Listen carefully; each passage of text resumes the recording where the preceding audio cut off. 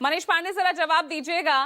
भाई यहाँ तो बहुत कुछ सामने आ रहा था, नीतीश कुमार सीएम होंगे या नहीं होंगे, बीजेपी अपना सीएम अगर ज्यादा सीटें आ जाती है, महाराष्ट्र जैसा प्रदर्शन हो जाता है, लेकिन यहाँ तो नीतीश कुमार फिर से उसी स्ट्राइक रेट के साथ आते नजर आ रहे हैं। भाई पहला जो चरण अभी संकेत दे रहा है। देखिए ऐसा है, मैं भी आपके तीनों अपने भाई राजीव जी, सौरभ जी, ऋषिकेश जी, तीनों का विश्लेषण मैं सुन रहा था और बड़े ध्यान से सुन रहा था मैं। और उस विश्लेषण के बाद एक बात तो बहुत स्पष्ट हो गया कि हालांकि यह तो चुनाव परिणाम बताएगा, राजनीति में जब तक काउंटिंग नहीं हो जाती तब तक जो सबसे अंतिम पंक्ति के उम्मीदवार होते हैं वो भी जीत रहे होते हैं। सबको अधिकार है, वो ठीक है, लेकिन मैं यह कहना चाहता हूं कि तीनों के विश्लेषण से एक बात तो स्पष्ट हो गया ना कि कांटे की लड़ाई है।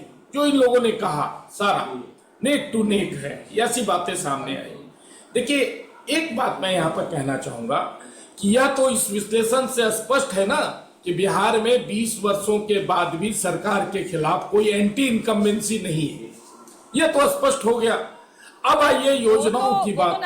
अब अगर महिलाएं वोटिंग कर रही है या ये प्रो इनकम्बेंसी है, ये तो नतीजे बताएंगे। अब तो सिर्फ एक आकलन लगाया जा रहा है। मैं आपको अपना पक्ष रख रहा हूं। हाँ। मुझे अपना पक्ष तो रखने दीजिए ना भाई। 20 वर्षों के बाद भी अगर विपक्ष को पसीना बहाना पड़ रहा है नेक टू नेक, मैं जो विश्लेषण आया मैं उसी के आधार पर कह रहा हूँ। हाँ। वोट क्यों प्रतिशत बढ़ गए, उसके पीछे क्या कारण था, महिलाओं में उत्साह था, क्या कारण था, मैं अपनी जुबान तो यहाँ डाल ही नहीं रहा हूँ। मैंने जो सुना बस उसी पे चर्चा कर रहा हूँ। तो महिलाओं का उत्साह था, महिलाएं ज्यादातर वोटिंग करती है तो किसको करती है, और बाहर से जो लोग आए हैं वो वोटिंग करेंगे तो किसको करेंगे। ये सारा विश्लेषण सुनने के बाद यह स्पष्ट हो गया कि सरकार के खिलाफ कोई एंटी इनकम्बेंसी नहीं है। मतलब कि बिहार को विकास की लत लग गई है। बिहारियों को जो निरंतर विकास चल रहा है उसमें किसी प्रकार का कोई अवरोध वह नहीं है।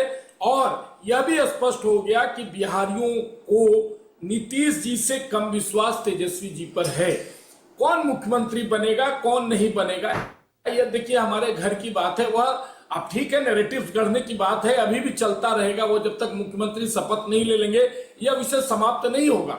होना भी चाहिए, ठीक है, अच्छा लगता है। थोड़ा सा चटनी, थोड़ा अचार, थोड़ा पापड़ जब मिलता है तो डिबेट थोड़ा और रोचक हो जाता है। तो आप अभी भी ये बात कह सकते थे ना कि भाई नीतीश जी ही सीएम बनेंगे। आपने अभी भी वो बात यूं टाल मटोल कर दी। यानी झटका तो लग सकता है, झटका तो लग सकता है इस बार भी मनीष जी। उन सब भाई मैंने इसलिए कहा कि उन सब बातों में समय बर्बाद क्यों करना।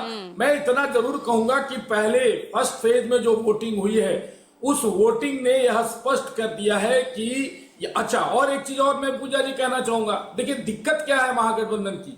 कल मैंने राहुल गांधी की बातें सुनी, उन्होंने कहा कि इस बार बिहार में वोट चोरी की सरकार बन रही है।